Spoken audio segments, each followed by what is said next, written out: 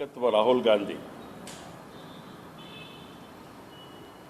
ಅವರು ಮಾತ್ರ ಹುಚ್ಚರು ಅಂದ್ಕೊಂಡಿದ್ವಿ ನಾವು. ನಮ್ಮ ರಾಜ್ಯದಲ್ಲೂ ಕೂಡ ಹುಚ್ಚರಂತೆ ವರ್ತನೆ ಮಾಡುವಂಥ ಒಂದು ಪರಿಸ್ಥಿತಿ ನಿರ್ಮಾಣ ಆಗಿರುವಂಥ ನಾಯಕರ ಪರಿಸ್ಥಿತಿಗಳನ್ನು ನಾವು ನೋಡ್ತಾ ಇದ್ದೇವೆ. ಕಾಂಗ್ರೆಸ್ ಅಂದರೆ ಒಂದು ಹುಚ್ಚರ ಸಂತೆಯಾಗಿ ಇವತ್ತು ಹೊರಗಡೆ ಬಂದಿರೋದು ನೋಡ್ತಾ ಇದ್ದೀವಿ ನಾವು.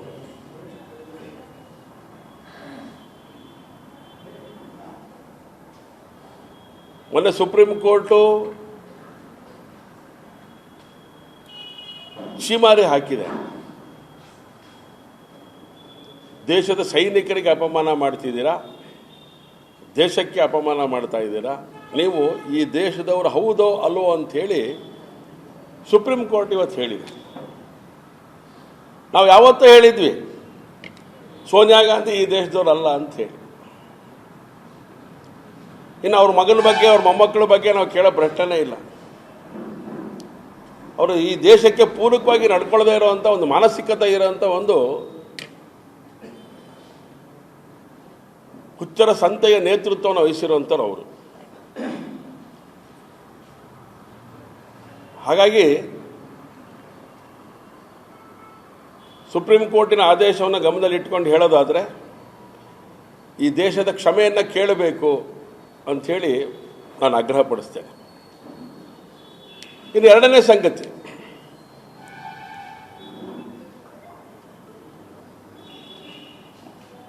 ಸಂತೋಷ್ ಲಾಡ್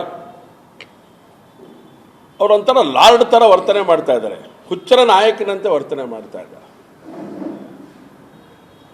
ಮೊದಲು ರಾಷ್ಟ್ರೀಯ ನಾಯಕರ ಬಗ್ಗೆ ಏನಾದರೂ ಹೇಳಬೇಕಾದ್ರೆ, ನರೇಂದ್ರ ಮೋದಿಯವರಂಥವ್ರ ಬಗ್ಗೆ ಏನಾದ್ರು ಹೇಳಬೇಕಾದ್ರೆ ಒಂದು ಯೋಗ್ಯತೆಯನ್ನು ಸಂಪಾದನೆ ಮಾಡ್ಕೋಬೇಕಾಗತ್ತೆ. ಮೊದಲ ಯೋಗ್ಯತೆಯನ್ನು ಸಂಪಾದನೆ ಮಾಡ್ಕೊಳ್ಳೋಕ್ಕೋಸ್ಕರನೇ ಸಾಕಷ್ಟು ವರ್ಷಗಳ ಕಾಲ ಕೆಲಸವನ್ನು ಮಾಡಬೇಕಾಗತ್ತೆ, ಮಣ್ಣು ಹೊರಬೇಕಾಗತ್ತೆ.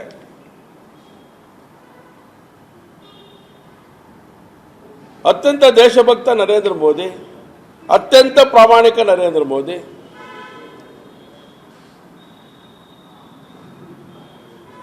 ಕಾಂಗ್ರೆಸ್ ಇಷ್ಟು ವರ್ಷಗಳ ಕಾಲ ಆಡಳಿತ ಮಾಡಿದ್ರು ಕೂಡ ಈ ದೇಶವನ್ನು ಅಸ್ಥಿರತೆಯ ಕೂಪದಲ್ಲಿ ಮುಳುಗಿಸಿತ್ತು. ಆದರೆ ನರೇಂದ್ರ ಮೋದಿ ಅತ್ಯಂತ ಬಲಿಷ್ಠ ರಾಷ್ಟ್ರವನ್ನಾಗಿ ಮಾಡೋದ್ರ ಜೊತೆಗೆ ಇಡೀ ಜಗತ್ತಿಗೆ ಶಕ್ತಿ ಕೊಡುವಂಥ ರೀತಿಯೊಳಗಡೆ ಭಾರತವನ್ನು ಬೆಳೆಸಿದ್ದಾರೆ. ಅಂಥವ್ರ ಬಗ್ಗೆ ಮಾತಾಡುವಂಥ, ಹಗೂರವಾಗಿ ಮಾತಾಡುವಂಥ ಒಬ್ಬ ನಮ್ಮ ರಾಜ್ಯದ ಮಂತ್ರಿ ಸಂತೋಷ್ ಲಾಡ್.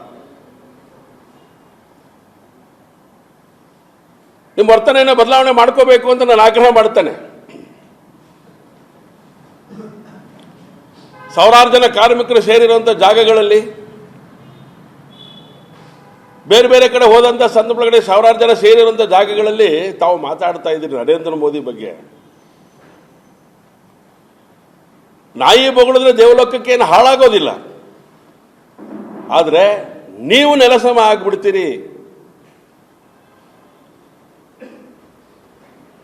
ನೀವು ನೆಲಕಚ್ಚಿ ಹೋಗ್ತೀರಿ.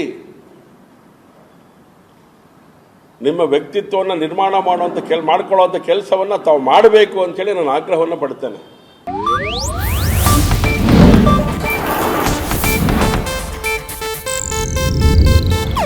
ಇದು ಏಷ್ಯಾನೆಟ್ ನ್ಯೂಸ್ ನೆಟ್ವರ್ಕ್ ಪ್ರಸ್ತುತಿ.